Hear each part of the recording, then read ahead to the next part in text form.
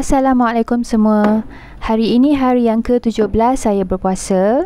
Saya kongsi jenis saya berpuasa dengan set sahur sihat dalam my sahur/Ramadan vlog. And this is part 6 already. Alhamdulillah.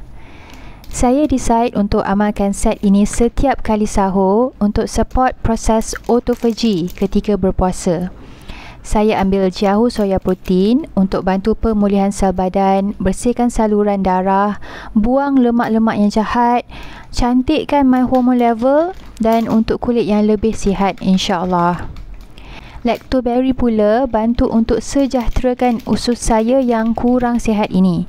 Saya memang ada masalah sembelit sejak muda remaja lagi. So I am struggling with having healthy bowel movement for quite some time. Saya ambil kopi CEO untuk dapatkan khasiat Lingzi yang ada dalamnya. Lingzi ini dari baka special yang dapat laraskan kita punya sistem imun, menjaga organ hati dan dapat detox hingga ke peringkat sel. Aim saya adalah untuk tingkatkan kesihatan badan saya dan saya ambil peluang ketika Ramadan ini untuk buat betul-betul. Saya juga jaga pemakanan saya ketika sahur dan berbuka. Saya elak ambil air manis, kuih ataupun dessert totally. Saya cuba balancekan my meal setiap kali, bersahur dengan set sahur sihat dan ditambah dengan ambil more fiber, protein, vitamin dan lain-lain lagi. Berbuka pula saya akan lebihkan ambil lauk.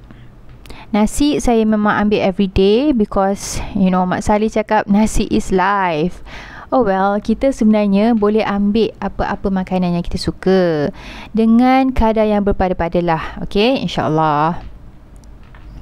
Selain itu, I do like exercise every day. Saya brisk walk every morning for 40 to 45 minutes. Lepas tu saya buat sedikit strength exercise. Nak kuatkan otot yang dah lama sangat longgar-longgar ni. So after 17 days, saya notice my hormonal acne kerja keras nak munculkan diri. Orang ingat dapat best-best je kan bila kita buat cleansing ni.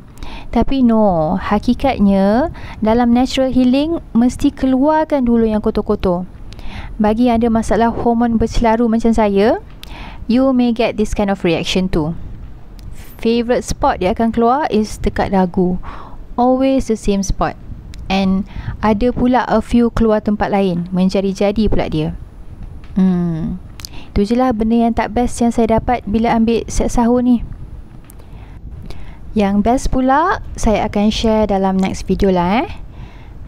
Salam Ramadan semua dan Assalamualaikum.